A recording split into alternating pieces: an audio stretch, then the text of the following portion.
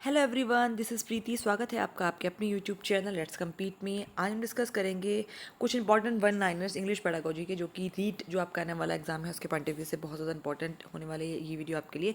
40 one liner लगभग इस video में होंगे, तो आपकी एक बार तैयारी किस तरह की चल रही है वो आपका इस वीडियो से चेक हो जाएगा। चलिए डिस्कस करते हैं।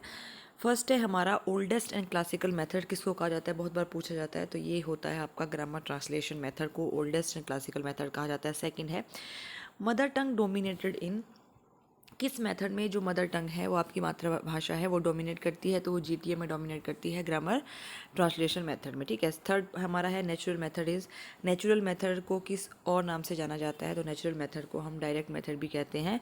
फोर्थ हमारा है unit of teaching in GTM is, grammar translation method में यूनिट ऑफ टीचिंग क्या होती है, तो ग्रामर ट्रांसलेशन मेथड में यूनिट ऑफ टीचिंग हमारी होती है वर्ड। और ये बहुत बार पूछे जाते हैं हमेशा यूनिट ऑफ टीचिंग किस मेथड की यूनिट ऑफ टीचिंग क्या है, ये आपको टिप्स भी होना चाहिए क्योंकि इस तरह के क्वेश्चंस पूछे जाते हैं। ठीक है। मेथड्स और अप्रोचेस को मैं डिटेल में डिस्कस करा चुकी हूँ, वो आप प्लेलिस्ट में जाकर के वीडियो दे सकते हैं। रीड 2022 के नाम से जो इंग्लिश पेडागोजी की प्लेलिस्ट है वहाँ पे आप जाकर के देखना। अगर आपको वीडियो पसंद आती है तो प्लीज़ वीडियो को ज़्यादा से ज़्यादा लाइक करें एंड शेयर करिए अपने दोस्तों के साथ, ताकि जो आपके फ्रेंड्स भी हैं वो भी इस वीडियो का फ़ायदा उठा सके। और प्लीज़ कमेंट करना ना भूलें। ठीक है।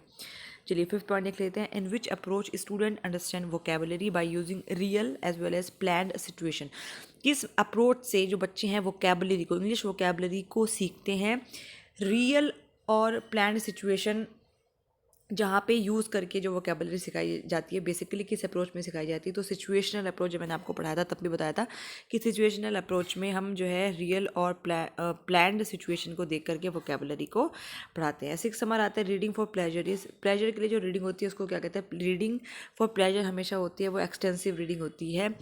जो इंटेंसिव रीडिंग होती है वो आपकी होती है जो आप गहराई से जब स्टूडेंट्स पढ़ते हैं किसी चीज़ को, तो वो इंटेंसिव रीडिंग होती है। जब आप कोई चीज़ पढ़ते हो अपने खुशी के लिए, आनंद लेने के लिए, तो उसको एक्सटेंसिव रीडिंग के अंदर वो चीज़ आती है। टाइप्स ऑफ रीडिंग डिस्कस करा चुकी हूँ, वीडियो में आप जा करके देख सकते हैं। सेवन्थ हमारा आता है reading of text in detail is, अगर आप किसी टेक्स्ट को डिटेल में पढ़ें या किसी ये जो आप रीड करते हैं वो चीज़ आप डिटेल में पढ़ते हैं तो उसको इंटेंसिव रीडिंग कहते हैं। जैसे कि आप जब आप किसी एग्जाम के लिए पढ़ते हो तो बहुत गहराई से चीज़ों का अध्ययन करते हैं, तो उस चीज़ को हम जो है इंटेंसिव रीडिंग कहते हैं। एट्थ है हमारा status of English in India is, India में जो इंग्लिश का स्टेटस क्या है, तो वो है एसोसिएट ऑफिशियल लैंग्वेज। इंडिया में जो इंग्लिश का स्टेटस है वो एसोसिएट ऑफिशियल लैंग्वेज मानी जाती है, तो ये आप ध्यान रखेंगे। Gist of reading is known as, मतलब ऐसी रीडिंग जिसमें जिस्ट की बात करी जाती है, सार की बात करी जाती है, वो कौन सी रीडिंग होती है, तो उसको हम स्कीमिंग कहते हैं। टेंथ है the term comprehensive in CCE means is, मतलब जो कॉम्प्रिहेंसिव होता है सीसीई उसके अंदर बेसिकली क्या आता है, कंटेंस कॉम्प्रिहेंसिव इवेल्युएशन, सीसीई का फुल फॉर्म होता है। तो कॉम्प्रिहेंसिव चीज़ के अंदर हम दो चीज़ें रखते हैं, इसके एक स्कॉलिस्टिक एंड को स्कॉलिस्टिक एरिया को।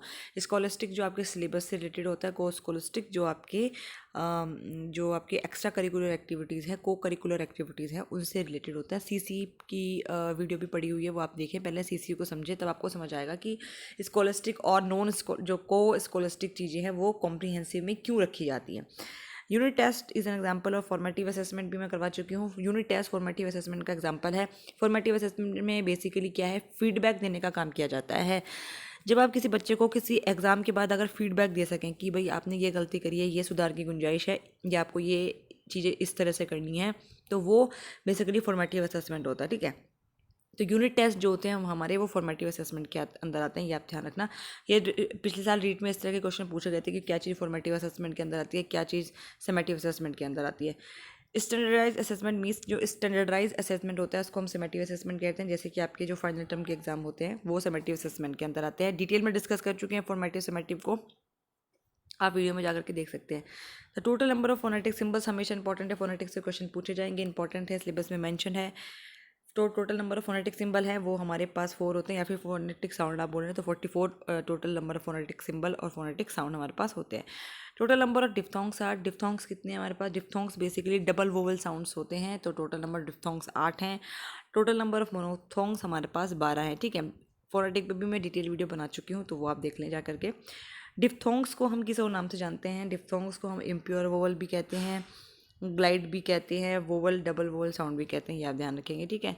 चलिए मोनोथोंग्स को क्या कहा जाता है, प्योर वोवल्स भी कहा जाता है, सिंगल वोवल साउंड भी कहते हैं। देखो ये ना बहुत बार पूछा जाता है आपसे ऑल्टरनेटिव नेम, तो हर मेथड के, हर अप्रोच के फोनेटिक्स के अंदर या कोई भी चीज़ को अगर दो नामों से जाना जाता है तो वो आपको हमेशा पता होनी चाहिए, क्योंकि कई बार आपको चीज़ें पता होंगी लेकिन अगर आपको ऑल्टरनेटिव नाम नहीं आते तो फिर आपके साथ दिक्कत हो सकती है एग्ज़ाम में। कुछ डाउट हो तो मुझे कमेंट सेक्शन में बता देना। कॉन्सोनेंट साउंड्स जो हमारे होते हैं टोटल वो 24 होते हैं। अगर मैं फोनेटिक के अंदर कॉन्सोनेंट साउंड की बात करूँ तो 24 होते हैं। लेमेंटिंग पोएम किसको कहते हैं? तो लेमेंटिंग पोएम हमारी होती है एलेजी, शोक गीत होती है लेमेंटिंग पोएम एलेजी। सोनेट क्या है? सोनेट एक 14 लाइन की कविता है, 14 लाइन पोएम होती है। Climax is a part of, climax किसके अंदर आता है? तो क्लाइमेक्स जो होता है हमारा वो ड्रामा के अंदर आता है, ड्रामा का पार्ट है।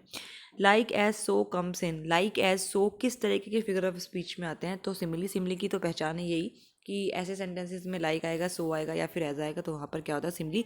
देखो फिगर ऑफ स्पीच तो आप अच्छे से प्रिपेयर कर लेना, रीड के पॉइंट ऑफ व्यू से मैं आपको बता रही हूँ। अब मैं अभी वीडियो लेकर के आऊँगी कौन कौन से आपके पास टॉपिक होंगे अच्छे जिनसे क्वेश्चन पूछे जा सकते हैं। देखो फिगर ऑफ स्पीच की बात करूँ तो लेवल 2 में मेरे ख्याल से 4 से 5 क्वेश्चन फिगर ऑफ स्पीच से पूछे गए थे, तो इतना इंपॉर्टेंट इन्होंने फिगर ऑफ स्पीच को रखा था उस एग्जाम में। इसलिए टॉपिक आपको सारे कवर करने हैं, क्योंकि नहीं पता रहता कि कभी किस टॉपिक से कितने क्वेश्चन पूछ ले। कभी क्या होता है कि कुछ टॉपिक छूट जाते हैं, कुछ से ज़्यादा क्वेश्चन हो जाते हैं, तो इसलिए आपके पास सारे टॉपिक्स आपके टिप्स पे रहने चाहिए। चलिए नेक्स्ट क्वेश्चन देख लेते हैं। Too much use of mother tongue is hurdle in English learning, ये भी एक क्वेश्चन है, ये पूछा जाता है। प्रिंसिपल ऑफ लैंग्वेज जो लर्निंग है उसके अंदर आता है कि अगर ज़रूरत से ज़्यादा आप मदर टंग का यूज़ करते हैं ना इंग्लिश पढ़ाने में, तो वो हमेशा एक हर्डल रहेगा इंग्लिश लर्निंग के लिए। ठीक है, चलो प्रिंसिपल ऑफ सिलेक्शन मीन्स, जो प्रिंसिपल ऑफ सिलेक्शन होता है इंग्लिश टीचिंग के अंदर, उसका मतलब क्या होता है? Choose study material according to age, study material को एज के अकॉर्डिंग चूज़ करना, उसको हम कहते हैं प्रिंसिपल ऑफ सिलेक्शन। ठीक है, चलिए नेक्स्ट हमारा आता है remedial teaching is given to the students. Remedial teaching क्यों दी जाती है स्टूडेंट्स को? तो इसलिए दी जाती है टू रेक्टिफाई देयर प्रॉब्लम्स, ताकि वो अपनी प्रॉब्लम्स को रेक्टिफाई कर सके, सही कर सके। Main positive character in drama, इस ड्रामा के अंदर जो पॉजिटिव कैरेक्टर होता है उसको हम किस नाम से जानते हैं? तो वो होता है हमारा प्रोटैगनिस्ट। प्रोटैगनिस्ट कहा जाता है जो ड्रामा के अंदर जो मेन कैरेक्टर होता है। जो अपोजिट कैरेक्टर होते हैं, विलन होते हैं, उनको एंटैगनिस्ट कहते हैं। ठीक है, नेक्स्ट क्वेश्चन जो हमारा है वो राइम से आया है। राइम से भी 2 या 3 क्वेश्चन आई थिंक पिछले साल पूछे गए हैं, बहुत ही सिंपल क्वेश्चन थे। तो ये पूछा जाएगा कि इनमें से बेसिकली कौन सा डिफरेंट है, तो आप इसको प्रोनाउंस करेंगे रीप, बीप, राइप, शीप। तो आपने देखा कि राइप इसमें अलग प्रोनाउंस हो रहा है, तो ये आपका जो है डिफरेंट होगा। ये राइम वाला क्वेश्चन है बेसिकली। वोल्टा क्या है? ये क्वेश्चन भी बहुत बार पूछा जाता है। 9th लाइन में जो टर्न होता है सोनेट के अंदर वो वोल्टा है, जहाँ पे कवि जो पोएट होता है वो अपना मूड चेंज करता है। ठीक है, communication is the main part of, communication जो है मेन पार्ट किसका है? तो वो कम्युनिकेटिव अप्रोच का है। मल्टीलिंगुअलिज्म हेल्प इन, मल्टीलिंगुअलिज्म किस चीज़ में मदद करता है? तो वो लैंग्वेज को अंडरस्टैंड करने में मदद करता है, अंडरस्टैंडिंग लैंग्वेज बेटर। जितना ज़्यादा आपको लैंग्वेजेस आएंगी उतना ज़्यादा वो दूसरी लैंग्वेज को हेल्प करेंगी सीखने में। ठीक है, formative assessment is formative assessment basically क्या होता है? Giving feedback to the students को फीडबैक देना फॉर्मेटिव असेसमेंट के अंदर आता है। Drama that ends in happiness, ऐसा ड्रामा जो हैप्पीनेस के अंदर एंड होता है उसको हम क्या कहते हैं? उसको हम कॉमेडी ड्रामा कहते हैं। She is as beautiful as moon, ये बेसिकली मैंने थोड़े से क्वेश्चंस, थोड़े वन लाइनर जो इसमें से है फिगर ऑफ स्पीच से लिए हैं, तो देख लेते हैं। She is as beautiful as moon मतलब वो इतनी सुंदर है जितना कि चांद। तो इसमें क्या हुआ? इसमें सिमिली हुआ, जैसे मैंने अभी आपको बताया कि एज, लाइक एंड सो अगर आगे तो वो सिमिली होता है। ठीक है, चलिए flowers are begging for water, इसमें कौन सा फिगर ऑफ स्पीच है? तो इसमें पर्सोनिफिकेशन है। फिगर ऑफ स्पीच जरूर पढ़ लेना, लास्ट टाइम काफ़ी सारे आए थे। तो फ्लावर्स जो है वाटर के लिए, पानी के लिए भीख मांग रही है, पर्सोनिफिकेशन है, बिकॉज फ्लावर को आपने ह्यूमनली क्वालिटी दी है। भीख मांगने का काम इंसान का है, लेकिन आपने उसको फ्लावर्स के साथ एसोसिएट किया है तो उसको पर्सोनिफाई किया है। ठीक है, तो पर्सोनिफिकेशन हो गया।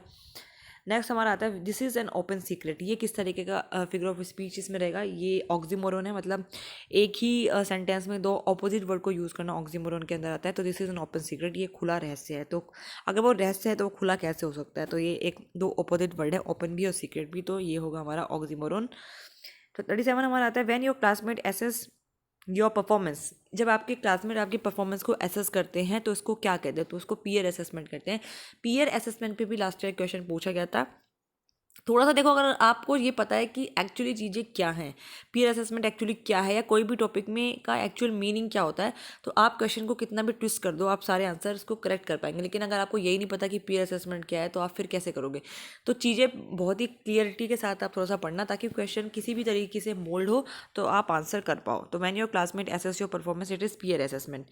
रोज dose because seed which one is odd one, मतलब इसमें से अलग कौन सा है? तो रोज डोज, ये भी अगेन राइम का क्वेश्चन क्वेश्चन है, रोज डोज बिकॉज ये सब एक जैसा साउंड कर रहे हैं, सीड अलग साउंड करता है तो सीड हमारा होगा अलग से, ठीक है।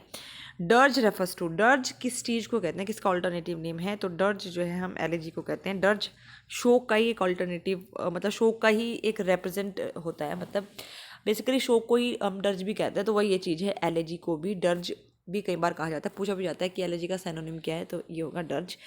फैलेसी इज, फैलेसी क्या होती है, फैलेसी होती है हमारी इनकरेक्ट इन्फ्रेंस। फैलेसी पे भी डिटेल वीडियो बन चुकी है, वो आप प्लेलिस्ट में जा करके देखना, सारी वीडियोस ऑलमोस्ट हैं। मैंने लेवल 2 की बात करूँ तो आप पहले देखें, उसके बाद अगर कुछ डाउट है फिर भी मुझे प्लीज़ कमेंट सेक्शन में बताना, तो मैं कोशिश करूँगी आपका डाउट क्लियर करने का।